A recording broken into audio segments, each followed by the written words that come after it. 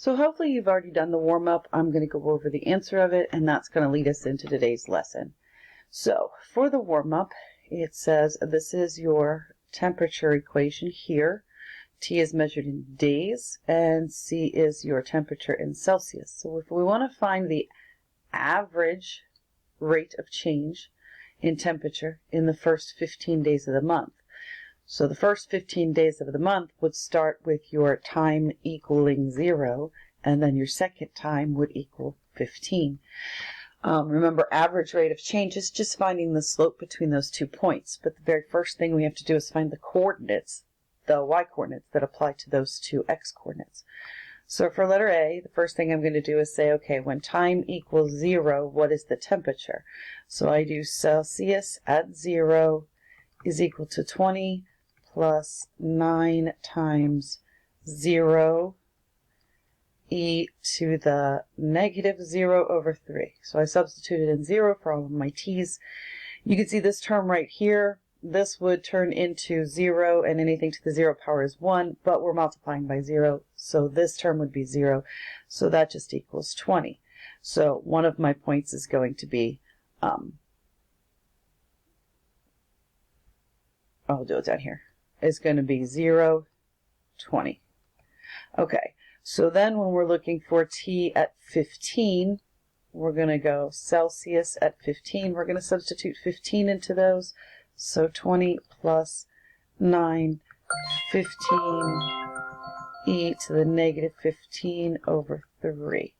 Okay, and I just typed that all in my calculator, and my calculator spit out a nice little value of 20.9096. 20.9, and I stopped writing, 20.9096. Now I left that value in my calculator so that when I go to use it to find the average, I'm just going to use that value that was in the calculator. So at 15, our second point is 20.9096. So to find the average, we're just finding the slope between the 2 points. So we do 20.9096 minus the 20 divided by 15 minus 0. Again, I put that in my calculator, and it spit out 0.0, and I'm doing 3 significant figures here, 606. Okay, so that's the average. And then the second part of the question is asking us for the, it doesn't say instantaneous, but because it didn't say average, it means instantaneous. And so this is where we're going to have to find the derivative. So in order to do the derivative, what I see here, this is just a number, so that's not going to cause us a problem. But this one here, I see actually 9t, and I see e to the negative t over 3. I see the product rule. So I'm going to apply the product rule here. So my u is 9t, which says the derivative of that is 9. And my v is e to the negative t over 3. Now officially, to get this derivative, I'm doing the chain rule. But with e, we know it just becomes the coefficient here. And the coefficient here is negative 1/3. It comes down and multiplies by this. So it's just negative 1/3, and then I recopy what I had. So negative t over 3. So the product rule tells us that we should take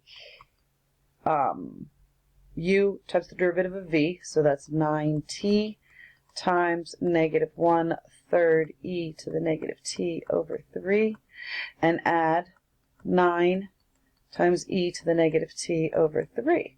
Great.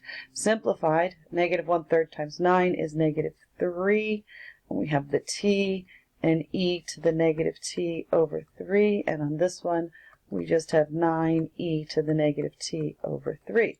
So if I'm trying to find the instantaneous rate of change on day 15, I'm actually doing the derivative of this function with substituting in 15. So negative 3, 15 e to the negative 15 over 3 plus 9e to the negative 15 over 3. I type that all in my calculator, and I get negative 0.243 3. So what this is telling me is that on day 15, so on day 15, the temperature is dropping. I got that by the negative sign. And it's dropping, the temperature is dropping at a rate of 0.243 degrees Celsius per day. Okay, so that was your warm-up. So now we're going to go into the lesson. Today's lesson, what we're going to pick up is, we're going to pick up average acceleration and instantaneous acceleration. And the point of this is to find a relationship between displacement, velocity, speed, and acceleration. Putting all of those things together helps us with a lot of some application problems.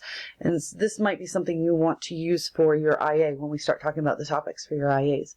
So, if an object moves along a straight line, its position from the origin at time t can be modeled by a displacement function.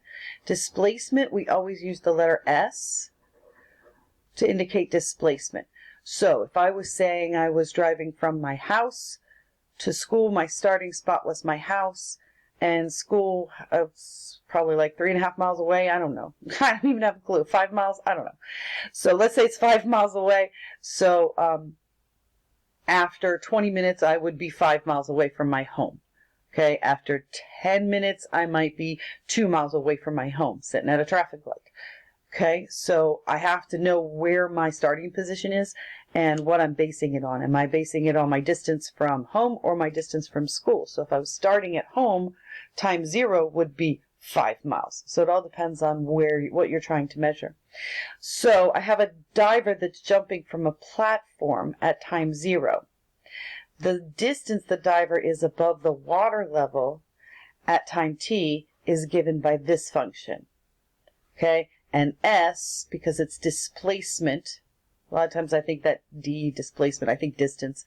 It's not really distance, but it's the same basic idea. So I think this function, where S is in meters.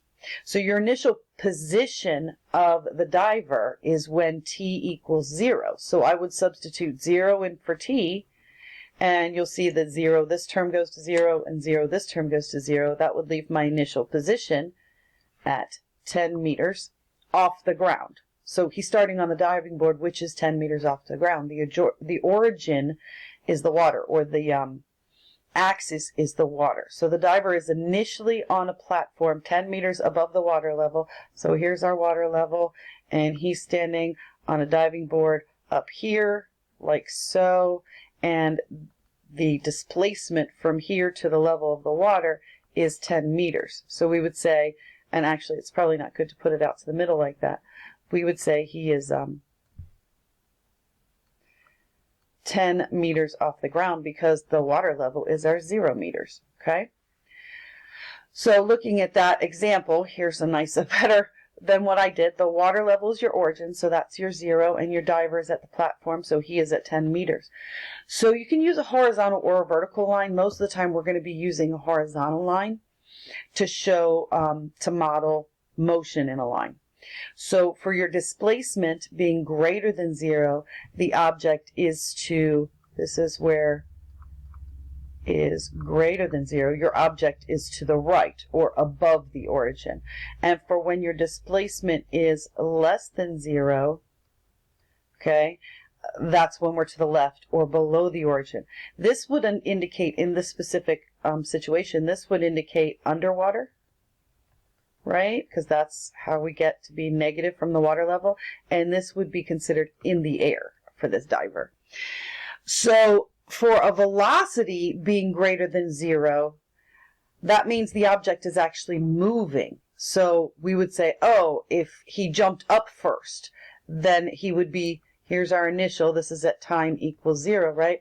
If he jumped up in the air first, he would be moving to the right. So this is when your velocity That's when your velocity is greater than 0. We move to the right. But as soon as he hits that apex point, that top point where gravity takes over, and he starts moving the other direction, and he starts moving towards the water, that is actually when your velocity is less than 0 or negative. Now that might seem weird to have a negative velocity.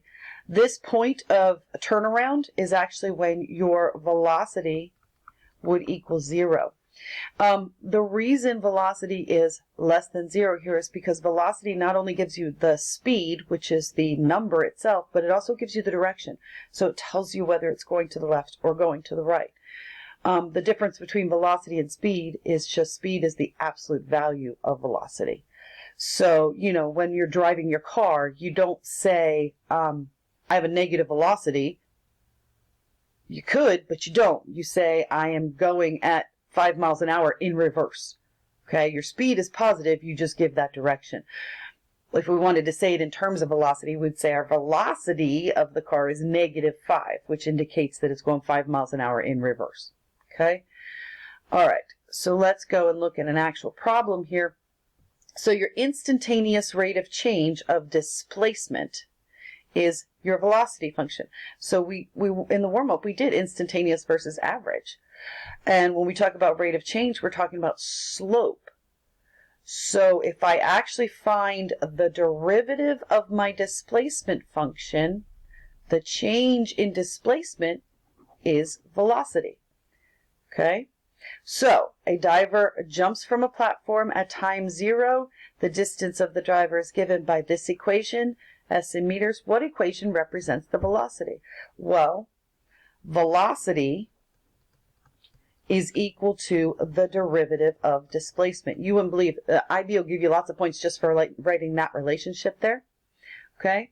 And so very simply, we can find the derivative here. 2 times that would be 9.8, so negative 9.8t plus 4.9. So that would be your velocity function. I could figure out my velocity, or my speed also, at any given time.